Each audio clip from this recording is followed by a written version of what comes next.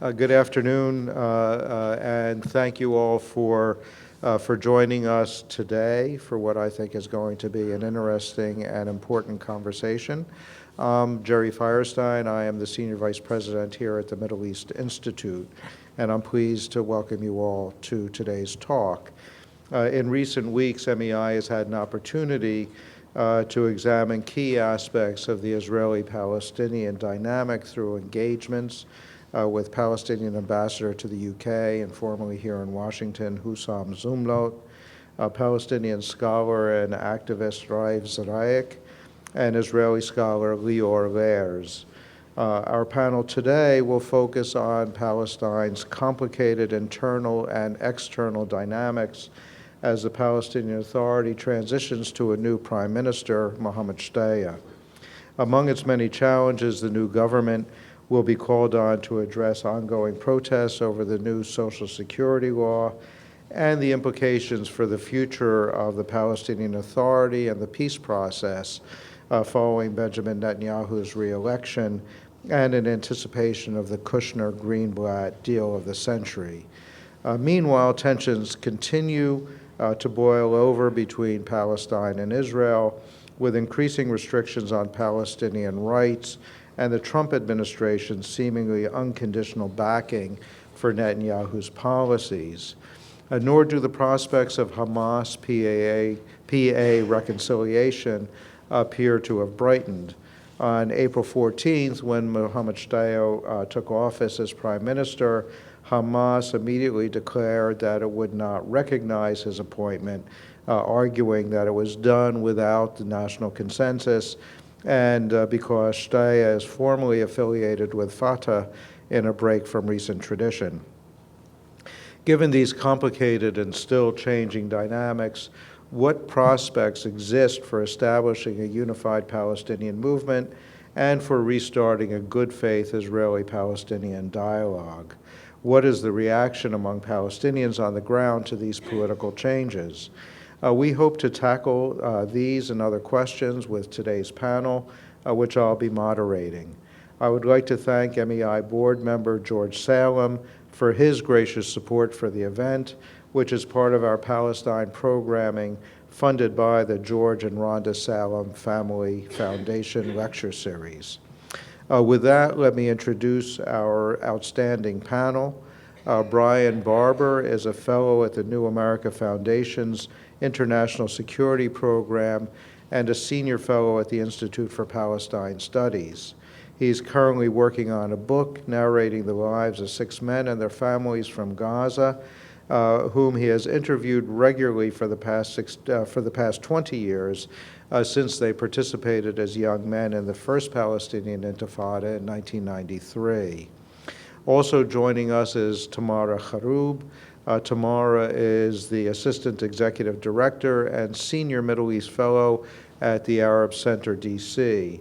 Her research work focuses on democracy and human rights in the Arab world. She publishes research, policy papers, and editorials exploring issues of democratization and transition, U.S. foreign policy in the Middle East, such as it is, the Palestinian-Israeli conflict, identity politics, and the role of media and communications technology in the political process. Next, I'm pleased to introduce one of MEI's newest non-resident scholars, Grace Wormenbol. Grace specializes in the contemporary geopolitics of the broader Middle East and North Africa region. She previously served as a lecturer on the Israeli-Palestinian conflict at the University of Oxford and held a research position at Oxford's Department of Politics and International Relations, where she examined Egyptian foreign policy under the late President Anwar al-Sadat.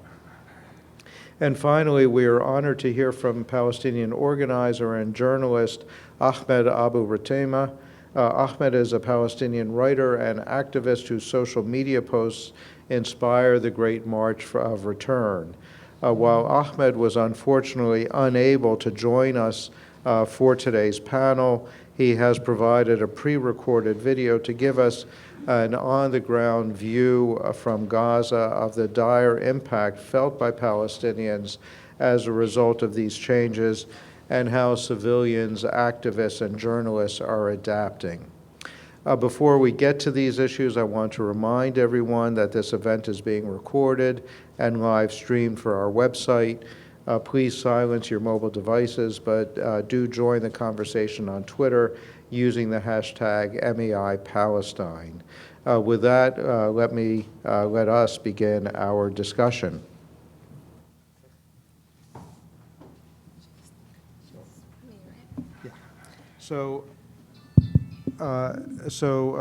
Tomorrow I want to open with you.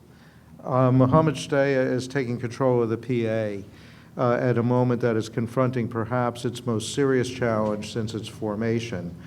Between the internal political and economic challenges, the aggressiveness and hostility of the Netanyahu government, and the so-called deal of the century that we heard about more from Jared Kushner last night at WINEP, even the survival of the Palestinian Authority and its legitimacy as the sole representative of the Palestinian people is open to question. How do you anticipate that the Shtayyeh government can confront these many issues? Thank you, Ambassador, and thanks to the Middle East Institute for inviting me.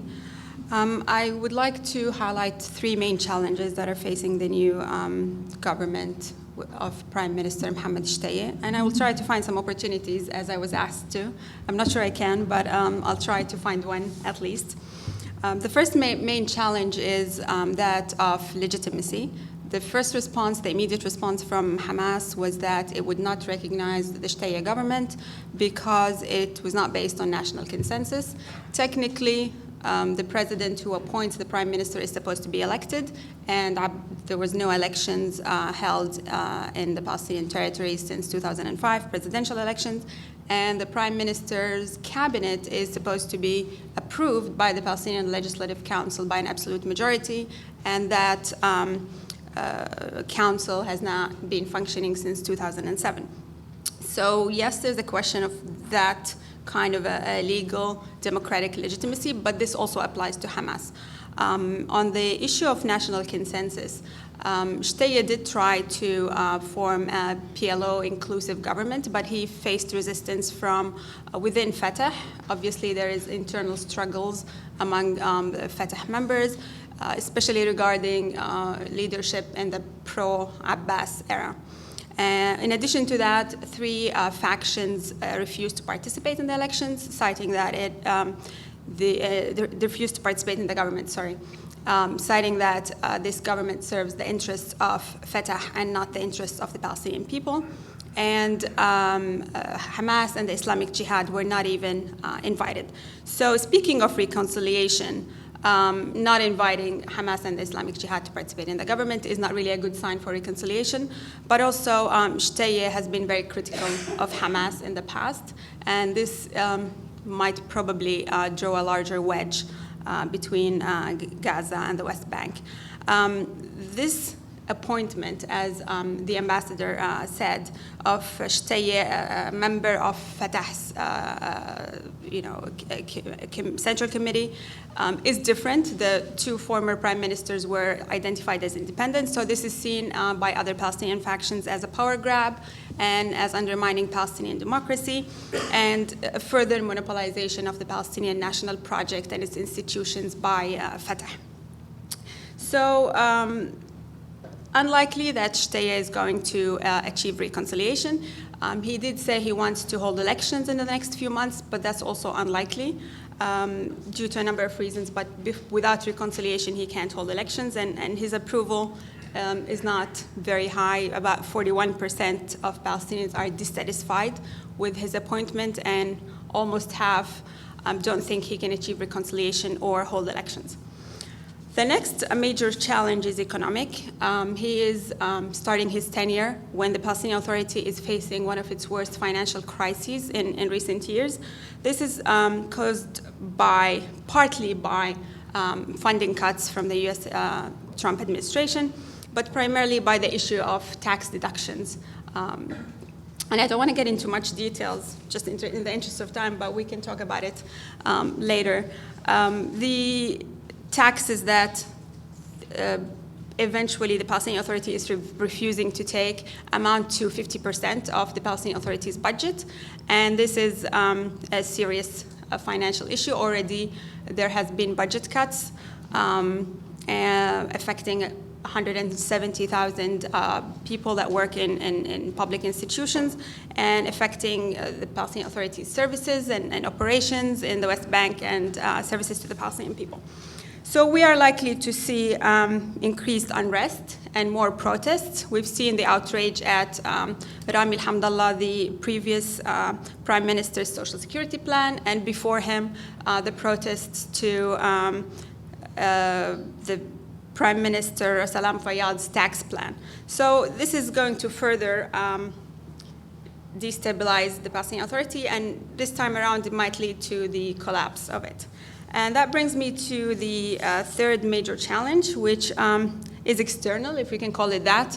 Palestinian politics is largely shaped by forces that are outside of its control, and we can't really be consumed within the technicalities of internal Palestinian politics and ignoring the big elephant in the room, which is the Israeli occupation. In essence, the Palestinian Authority has no authority. Everything is under Israeli control, and the PA is functioning as the subcontractor of the Israeli occupation in small parts of the West Bank.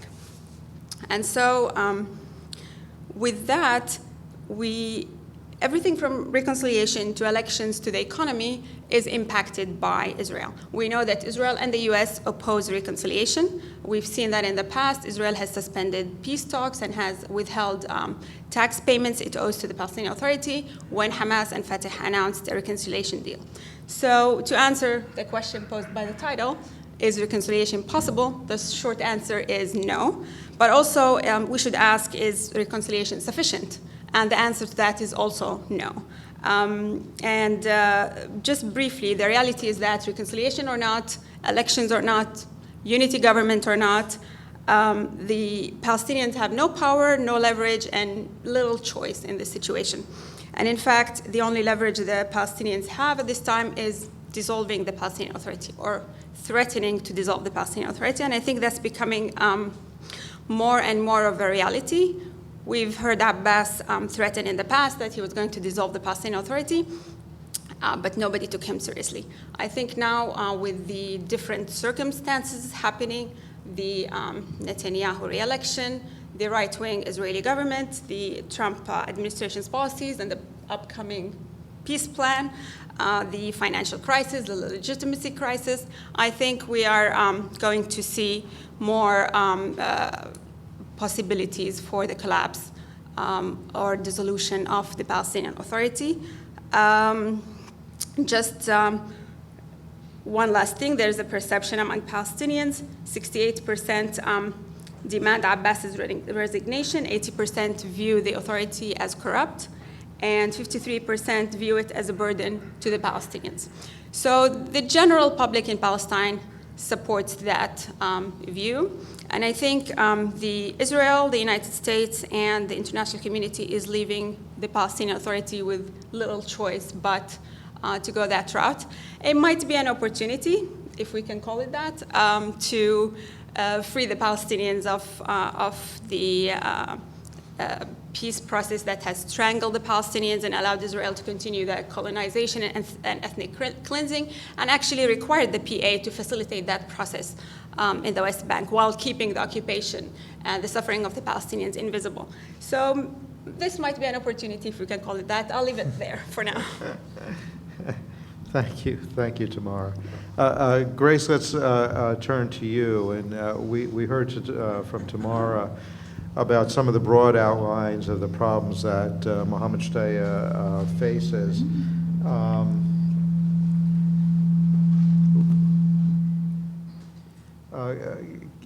If I could ask you to drill down a little bit to talk more specifically about the Israeli-Palestinian relationship, including how they interact on critical issues in the West Bank, but also in terms of Israel's relationship with Hamas. Yeah. Well, first of all, again, thank you for having me. It's good to see so many here. I start by saying that the change in the Palestinian government comes at a a particularly precarious time in Israeli-Palestinian relations. The recent elections of April 9 in Israel have brought forward arguably the most right-wing government that Israel has ever seen, and one that seemingly enjoys the unconditional support of the Trump administration. And the crisis in PA-Israeli relations is largely one that has been orchestrated by Israel. And one recent policy, which Tamara referred to, is which has threatened and reduced cooperation between Israel and the Palestinians, involves a law that was ratified by Netanyahu in mid-February under pressure from the upcoming elections and his right-wing government, and which has brought the PA near economic collapse.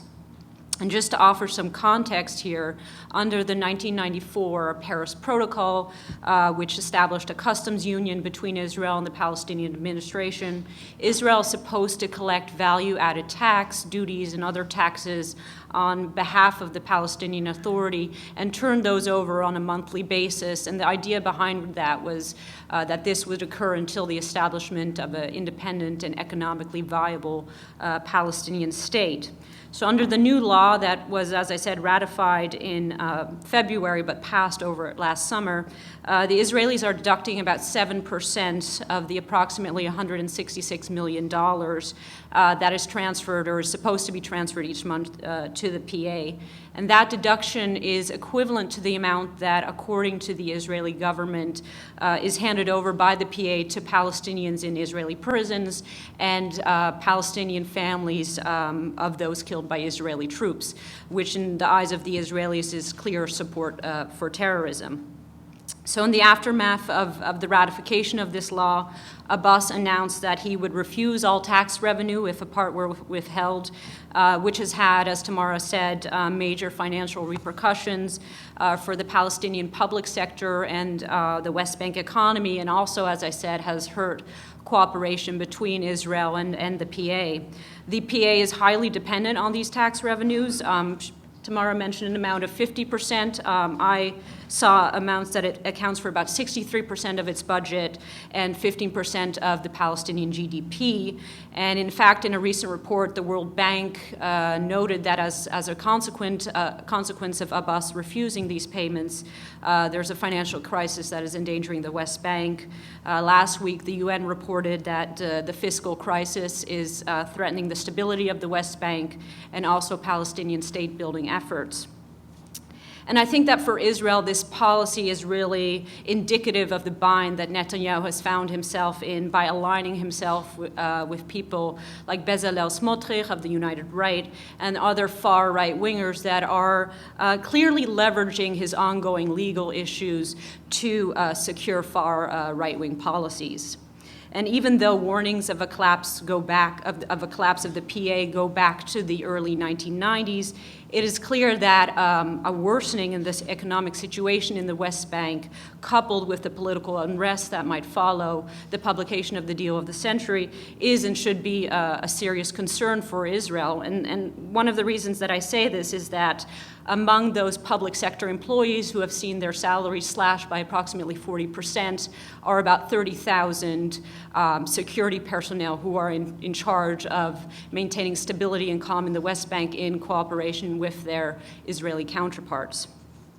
So in another potential clashing point between the government and between the new government and Israel is Israel's ongoing engagement with Hamas while criticizing Fatah for doing the same. Shtayyeh, unlike his predecessor, does not profess political neutrality, as we've heard. He's a top official in Abbas's Fatah movement, and similarly to Abbas, a critic of Hamas. And while his appointment stands to further complicate reconciliation attempts, Netanyahu's actions have certainly not helped matters. He has, to say the least, not endorsed reconciliation attempts between Shtayyeh's predecessor, Hamdallah, and in 2017, when a plan for reconciliation was in the cards, he argued that reconciliation came at the expense of Israel's security during a speech in the West Bank settlement of Ma'ale Adumim.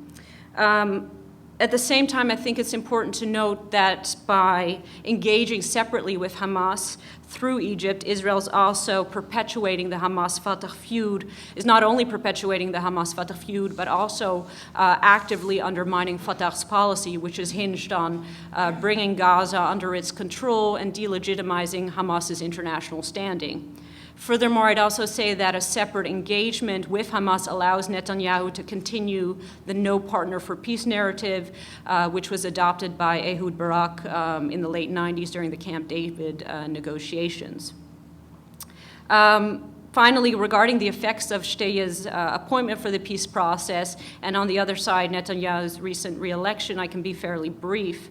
In my opinion, Israel is and has been for many years interested in maintaining the status quo, which includes a security cooperation with the PA, but no substantial engagement over a final status solution.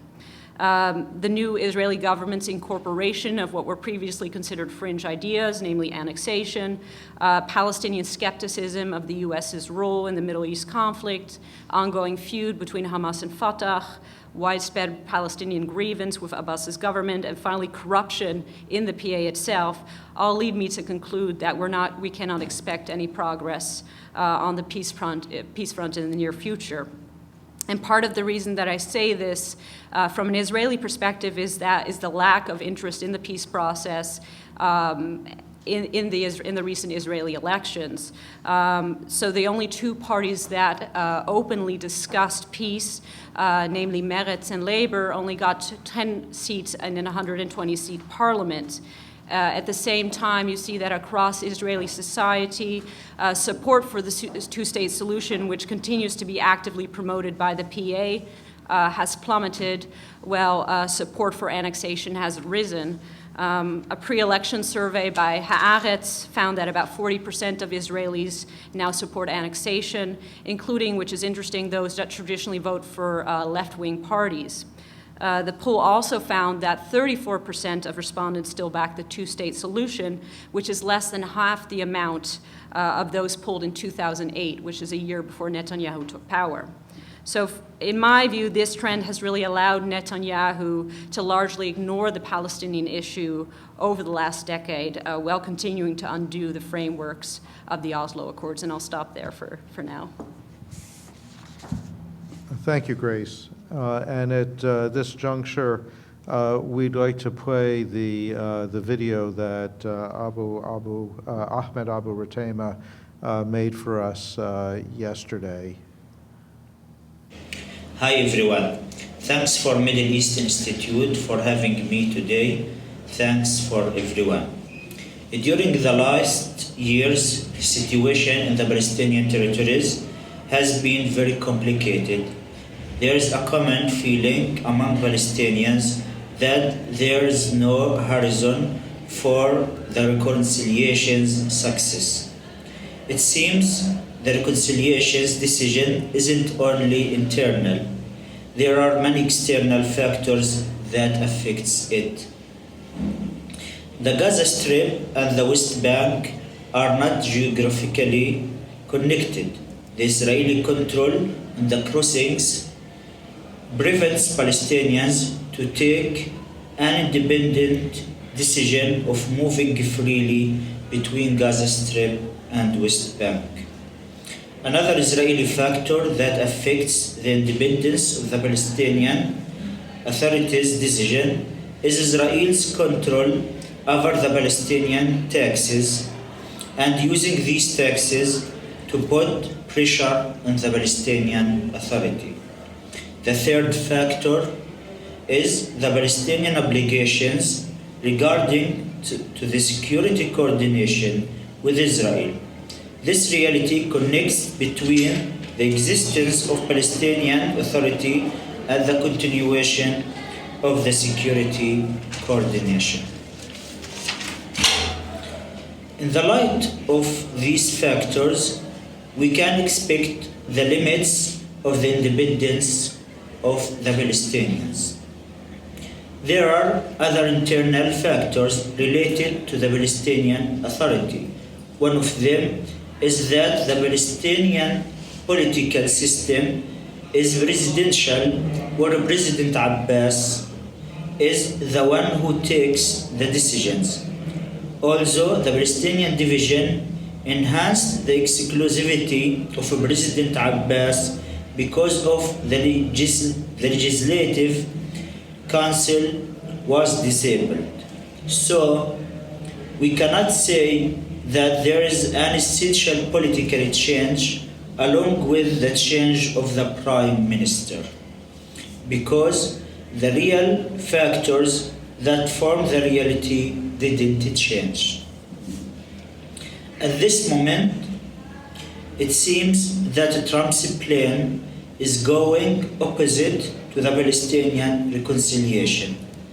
The parts that were revealed from the plan so far are the annexation of the lands in the West Bank to Israel and dealing with the humanitarian situation in Gaza separately.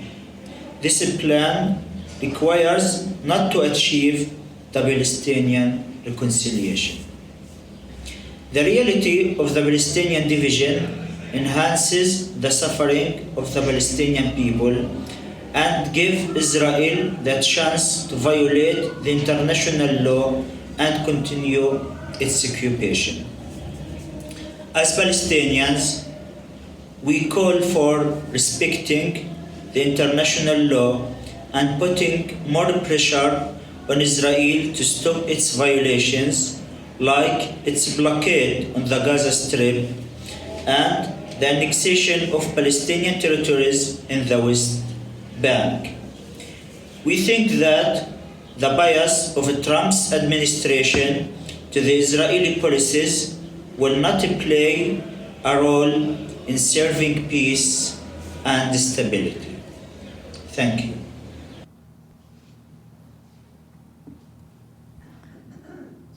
Okay, and thanks to Ahmed for making that video. So Brian, this leaves the last question for you, and so most of the focus here in Washington and internationally, including in terms of the Kushner-Greenblatt peace plan, has been on the West Bank and has generally left Gaza as a separate issue. But that doesn't mean that there hasn't been a lot of ferment in Gaza, and we just heard Ahmed speaking a little bit about that.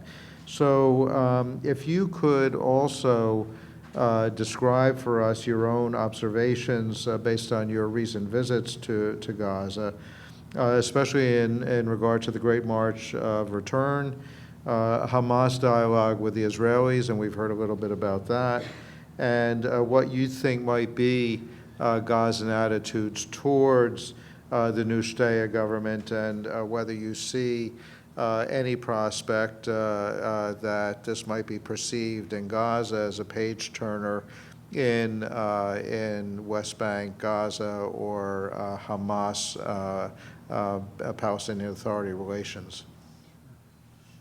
Thank you very much, Ambassador. I'm pleased to be here. Before I try to tackle some of those questions, I need to articulate a few baselines that you need to understand if you want to understand Gaza and its people. It pains me to articulate these because it always hasn't been so. I've had the privilege of being in Gaza regularly since 1995, and I've watched these things decline. So currently in Gaza, I would say that psychologically people are weary, and in the very worst definition of weary, trudging along. You see it in people's eyes, even the more affluent Gazans, you see it. Partly to do with, of course, the economic conditions and political failures, but the fact that few can get out. So there is this overwhelming sense of being trapped. Secondly, there is a widespread and bitter distrust of governments of all kinds.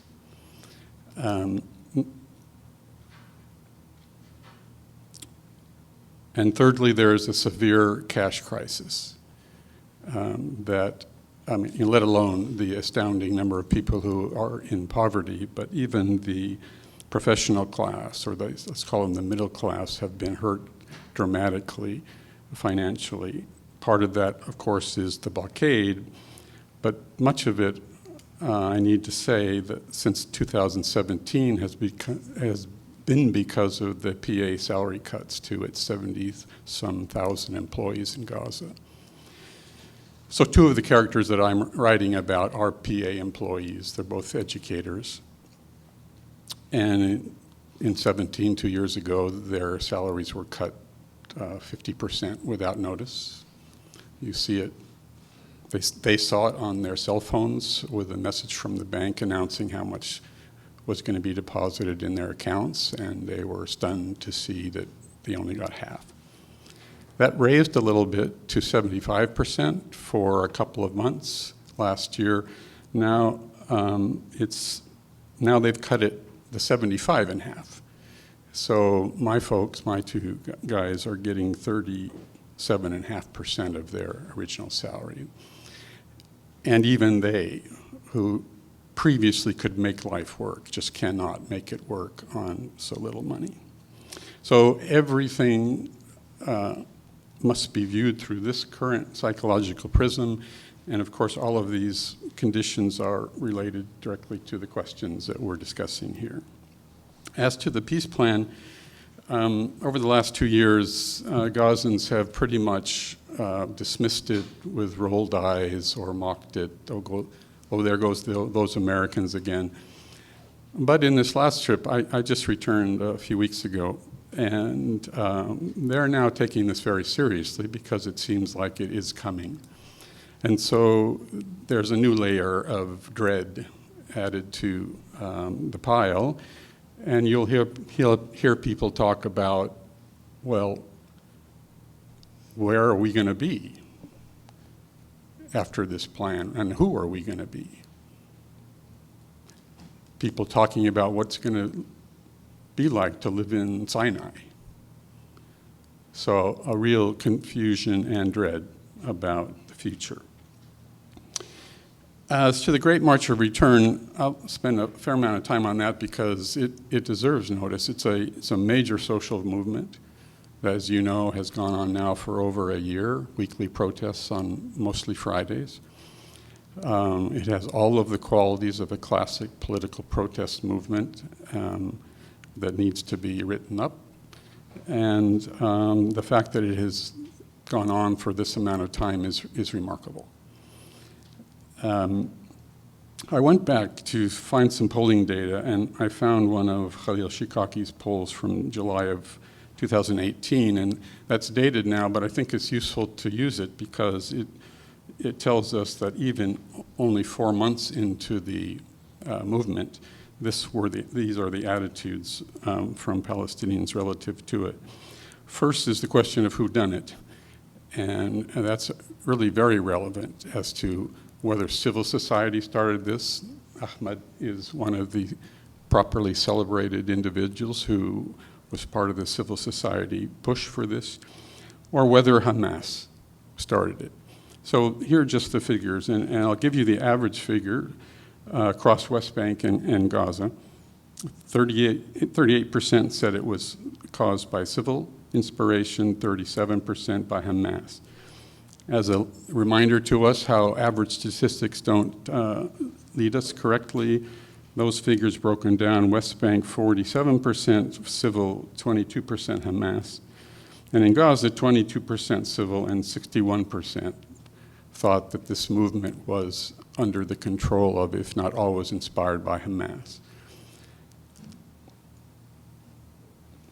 Would it be successful? Again, this is July of last year. West Bankers, 80% thought it would be successful, but Gazans only 65%, even that early on. I went on this trip particularly to time it with the 1-year anniversary of May 30th, and March 30th. I wasn't able to get in on that anniversary. I had permit problems, but I was able to be there, and I went to 2 weeks of the protests. I'll outline those in a bit. But I was pretty taken aback at the overall perception of the movement in Gaza. We celebrated it, I think rightfully, on the outside as a grand movement and praised its values. But I found disinterest and often defiant opposition to the march, and relatedly, very little attendance from the masses. As anecdotal examples, first I spent all my time with kind of the everyday people in camps and outside of camps, and I often talk to the coffee servers. These are young men who are at restaurants or coffee shops. There are yet no female servers in Gaza. I would ask them all sorts of things. In this case, I asked this guy about the march, and he seemed like he was restraining an impulse to chuckle and simultaneously an impulse to wonder whether he should be straightforward and honest with me. Eventually, he said, that's an old story. That's been an old story for a long time. 10% of the people in Gaza think about the march, 90% think about food. Another coffee server, I had just come from my second visit to the march.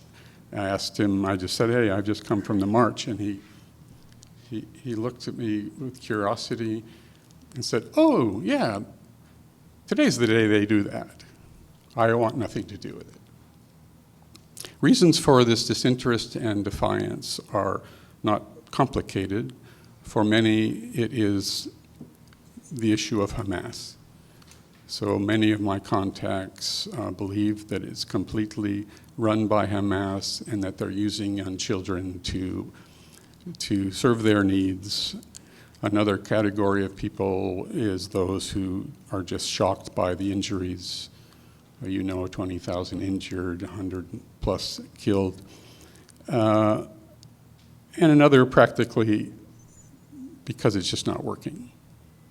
One adult prominent citizen told me, in my question to him about this, he said, yeah, has one single person returned? So I went 1 week to Kozea, which is a village east of Khan Yunis, down in the southern part of the Strip, heavily bombed in the 2014 war. And I saw, first it was good to see the whole thing in full context. This was the week after the anniversary, and because of the growing negotiations with Israel and Hamas promised that it would station its guards to prevent the kids or adults to go to the fence. Sure enough, the guards were there, spaced about 10 yards apart, but little effort to restrain, and hundreds went closer to the fence than where we were. The more profound moment for me was the next week, Al-Malika, which is east of Gaza City, a huge protest point in part because there's a broad area of the fence that can be approached. And the strategy was just clear. It's a very tiered system. Closest to the fence, maybe 50 yards, was a group of a dozen or so young persons. 2 of them, as I could tell, were female. Behind them were hundreds, flanked as their supporters, including paramedics. And behind them, tiers that incorporated, I'm guessing, many thousands of people. I went about 300 meters from the fence. The kids were laying down. They'd pop up quick and sling some stones at the fence. There was no Israeli soldier in sight. They're all ensconced in turrets. and the rocks, of course, had no chance of even reaching the fence. Then they'd scoot along down 10 or 15, 20 yards and do the same thing and scoot back. One eventually crawled up and was able to light a tire on fire, and then came the first response, which was a bunch of tear gas volleys. So it went on. I found it disappointing, and I could then understand why many people were so disillusioned and hopeless about it. As to the Shtayyeh government, the recent poll from Shikaki, just out in April, corresponds to what I observe. So first, satisfaction with Abbas, 54% in West Bank. This is not at all satisfied with Abbas. In Gaza, 75%, not at all supportive of Abbas. That makes perfect sense, given what I articulated earlier about the cash crisis. In terms of Shtayyeh's government succeeding, 43% of West Bankers say it will not, and 55% of Gazans say it will not. The way I'd put it from the street is the reaction is it just doesn't matter. Form your governments however you want, but we've learned a long time ago that whether it's Israeli governments or Palestinian governments, they let us down, they betray us, and really, in the end, we're treated the same way. So really, what does it matter? Okay. You done? Thank you, Brian. If I could go back, and I think one of the themes that we've heard from all three, and also from Ahmed, is this kind of angst, frustration, disillusionment, whatever, with the leadership, the Palestinian leadership that has represented Palestinians really for decades. And if I can go back and kind of ask you all to comment, Tamara in particular, if we assume that Abu Mazen's tenure as president is finite, as most of us place, are in some kind of a finite situation, and there has been this expectation of some kind of succession after Abu Mazen, who will come, who will represent the Palestinians. Is Mohammed Shtayyeh possibly the person who will be the one to pick up the baton? And if he is, what does that mean? If he's not, how does leadership, the leadership issue reconcile? Who becomes the next leader? And is that kind of a transition something that you believe may, in fact, inject a new level of support and confidence among the Palestinian people to the Palestinian Authority? Would this be a new burst of credibility and legitimacy for a Palestinian Authority in a post-Abbas era? So it depends if elections are held or not, and that's unlikely. I think. Oh, sorry. So it depends if elections are held or not, and as I said, it's unlikely given the current situation with Gaza, but also under the Israeli occupation and not allowing Palestinian residents of East Jerusalem to participate in the elections. With that, there's probably likely going to be a struggle among Fatah members over succession. In terms of who, I think there are speculations. Mohammed Shtayyeh is probably not the most powerful within Fatah.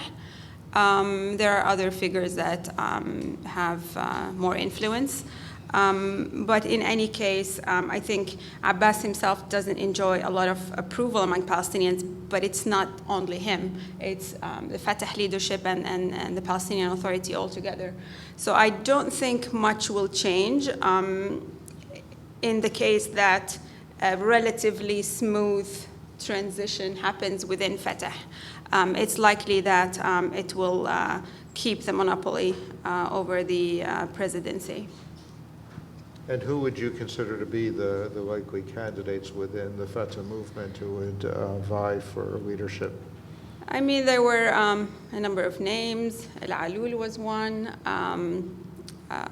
There are, I think, options. I think Erjub was another one, the general. I wouldn't know. I think there's going to be a struggle internally. But in the larger scheme of things, I don't think it's going to make any difference. Okay. So, well, then, Grace, let me follow up from that. Clearly one of the aspects of what we anticipate will be the Kushner-Greenblatt plan is clearly this idea that they are going to reach over the heads. They've pretty much said that their intent is to reach over the heads of the Palestinian Authority and try to appeal directly to the Palestinian people with this primarily economic strategy that they're developing. And if they were to do that, if that were the initiative, and you've got, based on what you've all said, is a clear lack of support within the Palestinian community for the PA as their representative. Is there, in fact, a potential for success in generating Palestinian support for that kind of an initiative? What does that mean in terms of some of the other aspects of Israeli-Palestinian relations? And again, I think you've all spoken about, for example, the importance of security cooperation. But if you have basically dismantled the PA, you have forced the PA into collapse, how do you then sustain this level of cooperation, or does it become moot? And as the Palestinian Authority has threatened many times over, that they would simply walk away and leave the Israelis once again bearing the responsibility as an occupying authority. Is that what the necessary consequence might be of the success of the Kushner-Greenblatt plan? So there's a few different questions in there, so I'll try to focus on what I remember, and then please follow up. The first part of the question is, if there's popular support for the plan, but the PA does, if I understand correctly, but the PA renounces the plan, is that a way forward? I think that polls do show that in the West Bank, at least, support for the two-state solution and the Palestinians' authority or ability to pursue that with the Israelis and the U.S. administration is down. However, even if there is popular support for a kind of a Marshall Plan, which would focus primarily, I believe, on the Gaza Strip, I think it would be a hard sell. Shtayyeh has already said that he's a profound supporter of the two-state solution. He's a veteran of the 1990-1991 Accords and the Kerry Accords of 2014. So he stands firmly behind the two-state solution. And then beyond that, you have, besides Israel and America, you have the Arab world and the Europeans who are, as far as we know, committed to the two-state solution. So I think that even if there is popular support, which I doubt for, I don't know what the alternative is, a one state with a Marshall Plan. I'm not quite sure what the plan is going to be. I think it would be a hard sell both in internal politics and also on the world stage outside of America and Israel. And then, Yeah, so I guess the question is, in other words, if the Israelis and the Americans succeed in forcing the collapse of the PA, which seems to be a possibility, and the Palestinian response to that is basically a big shrug, saying, "Well, who cares? They were bums anyway." How how do you then proceed? I mean, what does that actually mean? I actually don't think that Israel really wants the collapse of the PA, and I think that we've seen that this in recent moves. There have been now, at least we know of, 2 attempts by Israel to secretly funnel money into the Palestinian account, which has been returned at every stage. I think that their understanding is this has major implications, coupled with the fact that there might be violence that spreads across the West Bank upon the publication of the peace deal. So I don't think Israel really wants the PA to collapse. And we've seen this in the past, that Israel last minute funnels money back to the PA. So I think it's in Israel's interest, and they understand that the PA remains. Okay. And Brian's kind of the same question to you, and that is, again, what you described and what Ahmed described is this complete kind of ennui, this kind of abandonment of hope among Gazans about the leadership in Gaza, about the relationship to the West Bank, the Palestinian Authority. A couple of questions for you as well. One being, what does that mean in terms of the appeal, as Grace says, if the main drive of this Kushner-Greenblatt plan is in fact some kind of major economic injection for Gaza, what prospect does that have for appealing to the Gazans over the heads, presumably, of Hamas? And then the other one, which is, again, this question,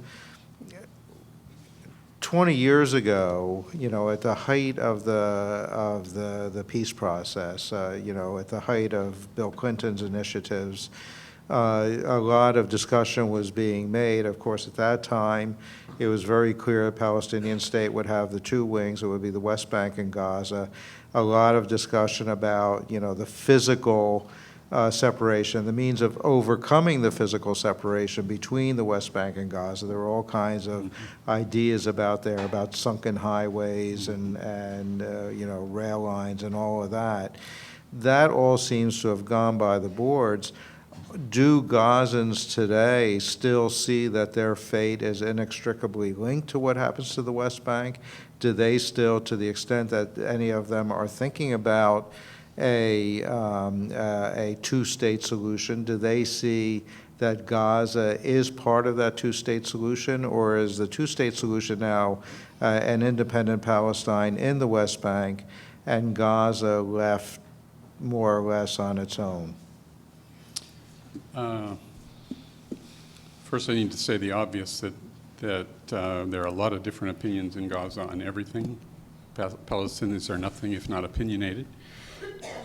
So I can summarize what I gather from those folks I know well. In terms of the economic aid issue, how Gazans will respond to a package that would bless them financially, this puts them in a very difficult position because they need that desperately, but they also understand or perceive to be that linked with a de-emphasis on their connection with the rest of Palestine. Some talked to me about that on this last trip, and they said, if that's the deal, we're not going to take it. Now, others may be in support of it. As to being linked to the West Bank, they've been cut off for so long, as you well know, that just as in the West Bank, it's so in Gaza that the other territory seems distant, and of course one reads news and so forth, but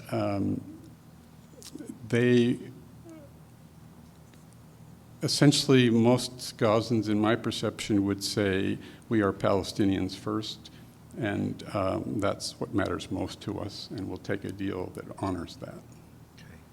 So they still see that at the end of the process, if there's still the two-state solution, they want to be part of the two states. Oh, yes. Okay. Okay. We're going to open it up to the floor in 1 second, but before we do that, I think Tamara would like to comment. Thank you. If I could comment briefly on this, the idea of an economic peace or the Trump administration's peace plan. From what we can tell, just listening to the comments and the reports and Jared Kushner's interview yesterday, he said that the political part of the plan is a starting point, but there's an in-depth economic plan for the Palestinians. And yes, there's a humanitarian crisis in Gaza. Yes, the Palestinian Authority is facing a financial crisis, and the economy in the West Bank is deteriorating. But economic development is important, not to say that it's not good. And Mohammed Shtayyeh's new agenda is to kind of implement an economy of resistance of some sort to create independence from the Israeli economy and a self-reliant economy in the West Bank.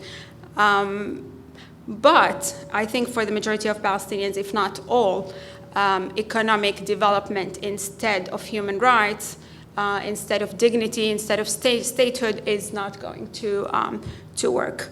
And I think that's a problem that the current peace team and the Trump administration is not understanding or not wanting to understand. But also, the idea of rights has never really been part of any peace processing in the past, and especially the mediation of the United States. We hear a lot about making two sides happy. We hear a lot about the demands from this side, the demands from that side, what the Israelis want. But it should be based on the principles of democracy, human rights, and international law. And it should be based on rights. And that's the only thing that ultimately will work, because does Israel have a right to discriminate against its non-Jewish citizens? No. Does Israel have a right to occupy and oppress an entire nation? No. Do Palestinians have human rights? Yes. Should they have to demand those? Probably not. So I think we should look for a paradigm shift where peace processing is rooted in this issue of rights. Okay. And do you see any structure? I mean, is the United Nations going to pursue that? Is the international community going to pursue that? The EU, the Arabs? So unfortunately, at this time, the Arabs have their own issues that they're dealing with. The European Union has its own internal issues, as we've seen. The United Nations is crippled by a number of different issues. At the end of the day, it's a collection of governments that follow their own agendas. So unfortunately, short of dismantling the PA, nobody's going to pay attention. Okay, thanks. With that, we have about half an hour remaining, and happy to take your questions, comments. Please.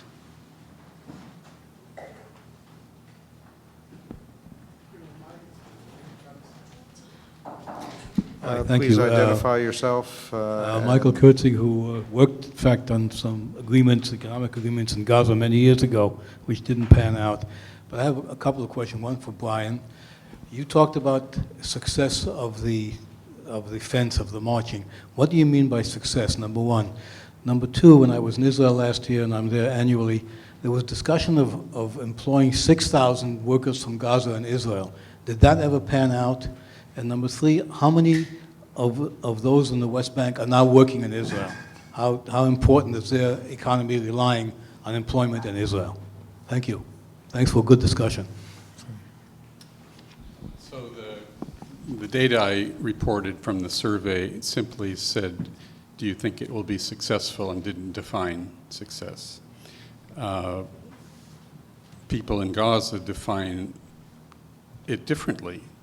One person I know of well says, as long as we're there, raising awareness, it's successful. Other people say it's successful if there's an outcome, and there hasn't been an outcome. I'd defer. I mean, Gaza has been blockaded for at least a decade now, and people going in and out have been severely restricted. So I don't believe workers from Gaza have been allowed into Israel. But Palestinians living in the West Bank do have work permits to work in Israel, and that does contribute significantly to the Palestinian economy. If I can just follow up on that briefly.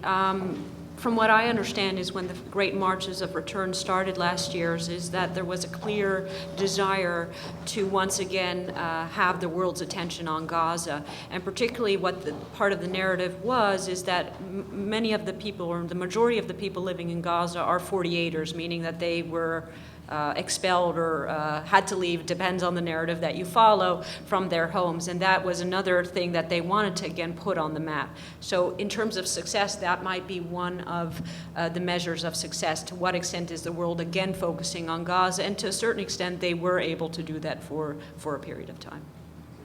And I could just add to, I'm not aware that there are any Gazan workers going into Israel. I remember the days when 100,000 went, but I don't think there are any now. Okay.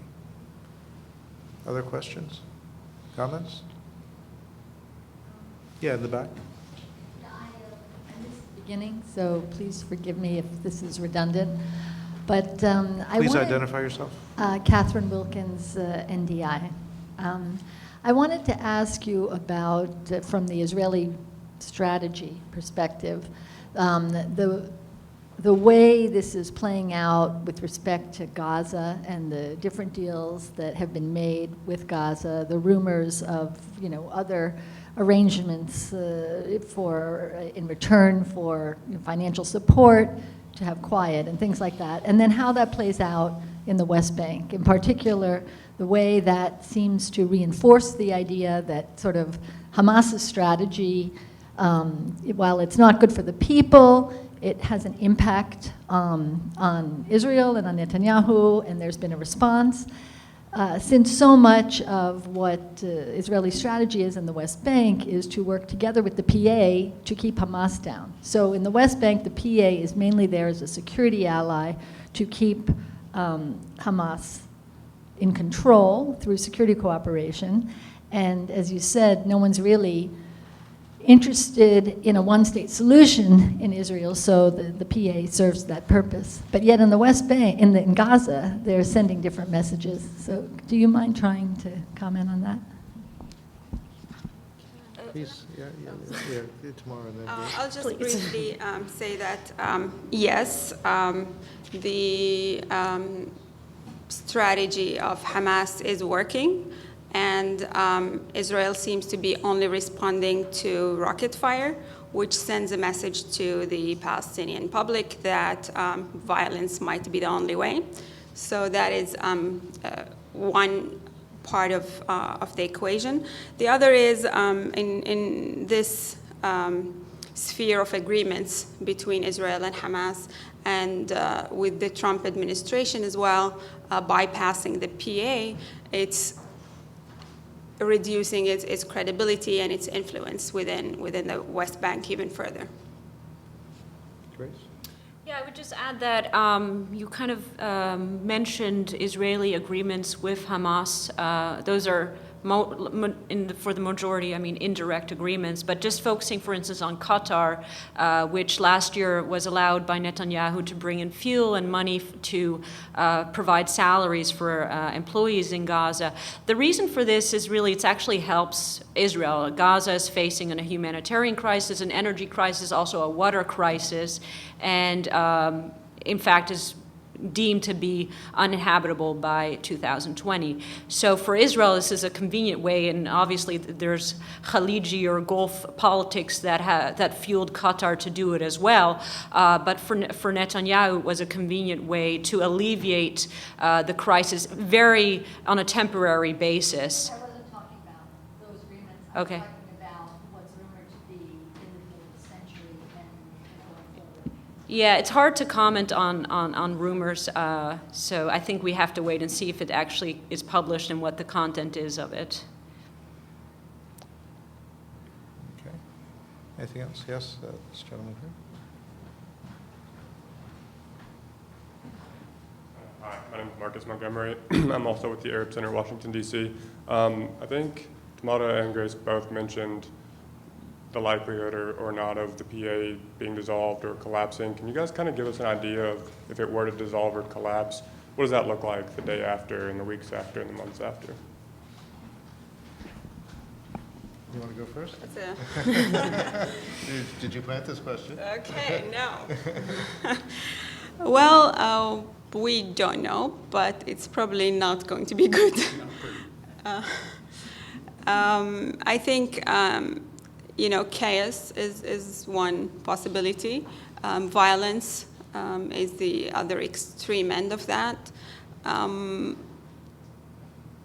But also it depends on the response from other players. What would the UN do? And it's probably not going to be immediate, given how the UN functions. So I don't think it's going to be a positive day after. In a way, there is a strong political apathy among Palestinians. Whatever happens, it's eventually going to be bad for them.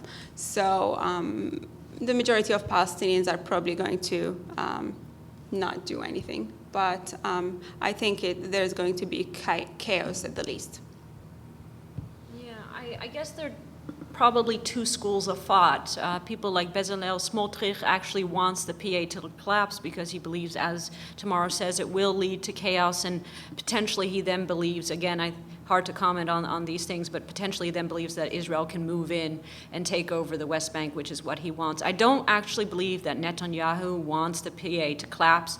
And like I said, there have been attempts now to funnel that money back to the PA. They've been refused. And I think that the ratification of the law in mid-February was really kind of a short-term solution for him to win the election, or one of the ways that he thought he would win the election.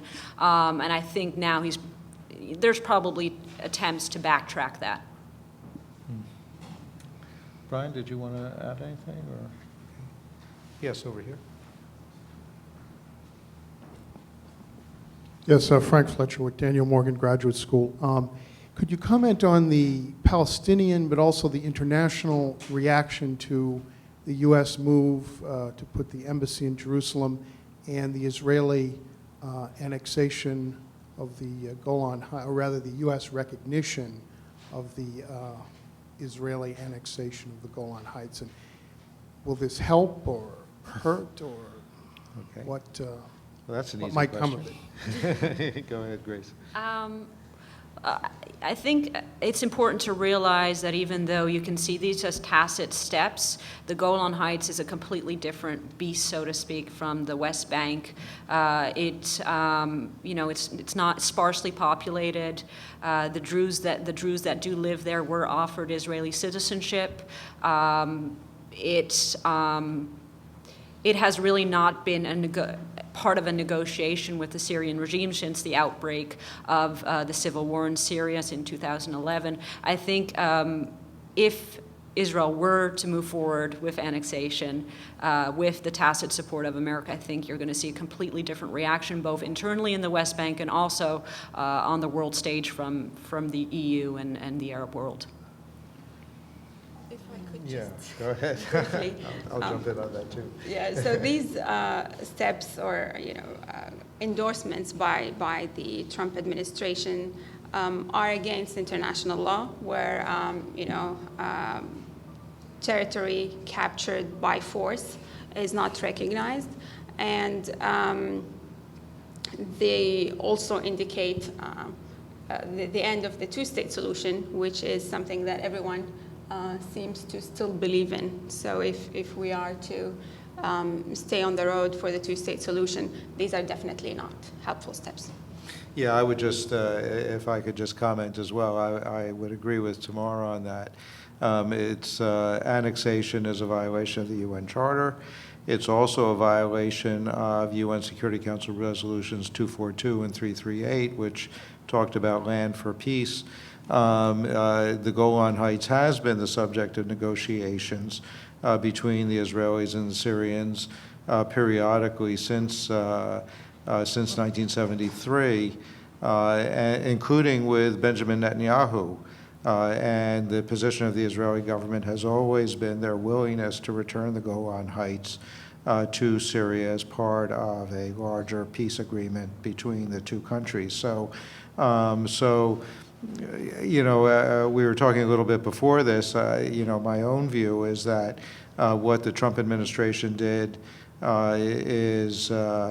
really has no standing. I mean, it is illegal, and my expectation would be that at the end of the day, it will simply be ignored, and that eventually, once and Grace is right about this. I mean, obviously, there is no government in Damascus that's in any position right now to negotiate about Golan or anything else with the government of Israel. But assuming that changes at some point down the road, I would anticipate that Golan will once again be on the table. Otherwise, it's hard to see how you can have any kind of a sustainable solution to the Israeli-Syria relationship. As for the issue of Jerusalem as the capital of Israel and the transfer of the embassy, it's interesting in the sense that while Donald Trump has insisted that he's taken Jerusalem off the table, of course he hasn't. It's still an issue. It will still be part of any kind of sustainable solution to the Israeli-Palestinian crisis. And the administration, despite its rhetoric and despite its clear ideological preferences, has more or less been careful about not doing anything that would preclude eventually recognizing East Jerusalem as the capital of an independent Palestinian state. The embassy that they've established is in West Jerusalem. The administration from time to time has accepted the idea that the final definition of the borders of the city of Jerusalem will be defined as part of a negotiation, and therefore it is still conceivable to see a solution that involves both the Israelis and the Palestinians having their capitals in Jerusalem. Go ahead. I just wanted to add that from a psychological perspective, both of those issues, Golan and Jerusalem as capital and embassy, are viewed from the street as two large but unexpected nails in the coffin of Palestine. Mm-hmm. And I would just briefly add to that there were already hints of what the U.S. is doing with the West Bank and the Golan Heights. In the State Department report for human rights last year, you saw that there was a move away from the use of occupied, which perhaps can now, we can look back and see that as a hint going forward of what we can expect. Mm-hmm. Okay, please.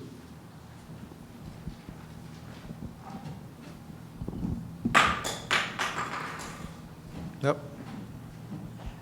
Thank you very much, Benjamin, to a retired diplomat. I'd like to go back to the issue of the Great March. Grace Wermenbald addressed this, but I'd like to get your thoughts on it, Mr. Barber, because the idea that Hamas could have thought that Israel would change its policy because of these large demonstrations is unrealistic. You're talking to individual Gazans, of course, gets to the popular thinking among Gazans, but it's hardly surprising that they would be disappointed. On the other hand, the goal, it seems to me, was to get international attention to this, to the plight of the Gazans, and this has largely succeeded. You can see this, including in the U.S. Congress, where in support for the Palestinian perspective is gradually increasing, and the debate is broadening on what can be discussed and not discussed. So even if the marches stopped today or next week, they will already have achieved their objective.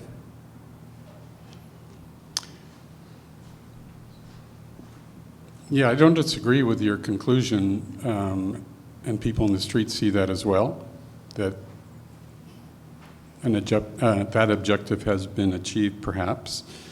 But it's one of the perverse realities of living under occupation and protesting, is that you have to sacrifice a hell of a lot in order to get our TV cameras focused on you. So I'm saying, I guess in part, that unlike the first Intifada, for example, the classic social movement of all time, frankly, I'm sensing Gazans are just too injured to be able to carry forward that motive of just going and going to raise awareness while they're being killed. Okay, you're back. Thank you. I'm Jerry Bass, retired. If the deal of the century would look like the deal that Arafat rejected in the early 90s, the Clinton deal, would most people find that acceptable now? And how would that have changed everything basically over these past 25 years? In other words, if you put the Clinton parameters back on the table and people said yes?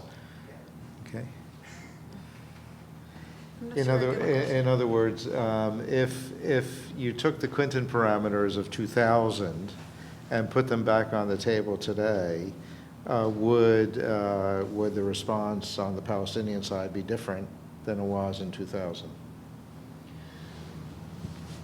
That's a good question. I mean, the Palestinian Authority has been making a lot of concessions in the last couple of decades or more, 26 years, to be specific. I think the Palestinian people, however, are not on the same page as the Palestinian Authority, and they are less forgiving of these concessions.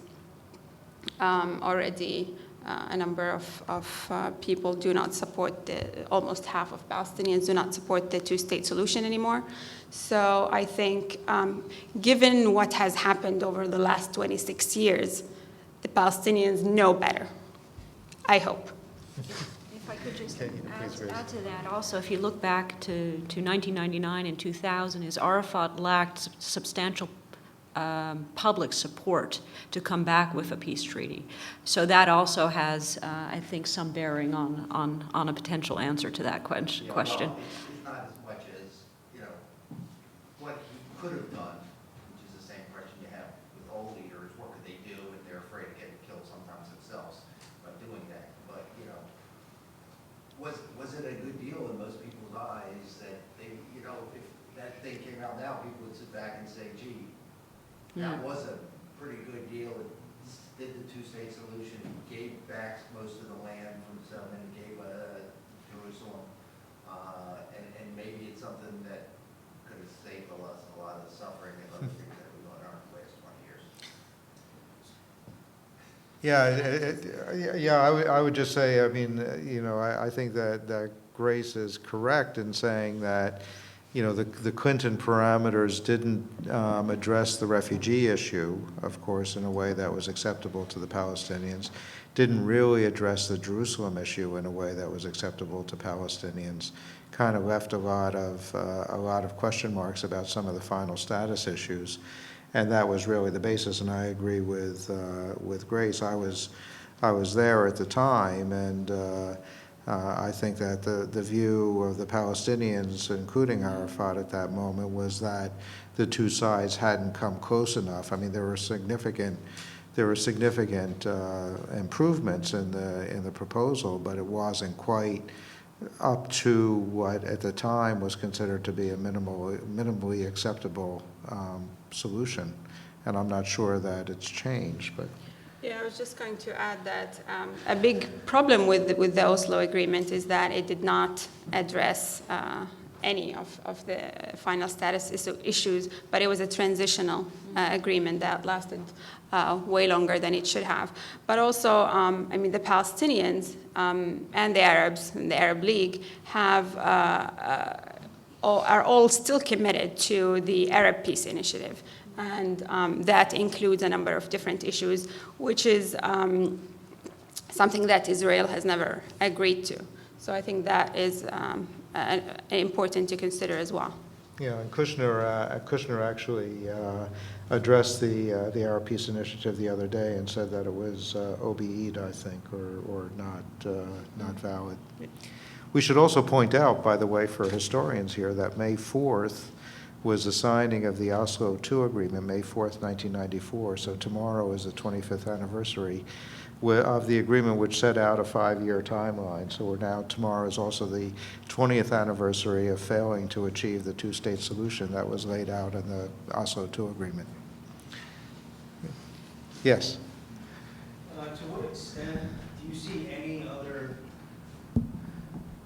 any other international powers stepping in to the vacuum created when the U.S. became so, let's call U.S. policy now 100% Israelification to the max. So if the Trump administration is basically just a mouthpiece for Israel, has any other international power stepped in any capacity, financially, diplomatically, secretly, in any capacity? I know that the Gulf likes to step in, whether it's Gaza or in other situations. Has anyone else thrown a dollar, sent a diplomatic, unofficial mission, anything that anybody knows of? I don't think there is a shortage of money. I think the Arab League promised $100 million a month. Yes, to the pledged, but not pledged through yet. Right. Yes. So we'll just wait to see about that. Yeah. But I think the issue of filling the vacuum created by the withdrawal of the United States mediation as a mediator in this has not been filled. Arab Gulf countries are more interested in their own political agendas and in courting the Trump administration to get their interests approved. And the European countries, I don't think at this point are able to go against the United States or the White House in this case. Grace, you were in the UK. Are the Brits going to step in? I don't think the Brits at the moment, but it's hard to say because obviously Macron has recently said that he would be willing to step in again from the European perspective. There are analysts that say Europe itself is so divided at the moment that it's going to be hard to come up with a unified voice, particularly in defiance of what would be official U.S. policy towards Israel and Palestine.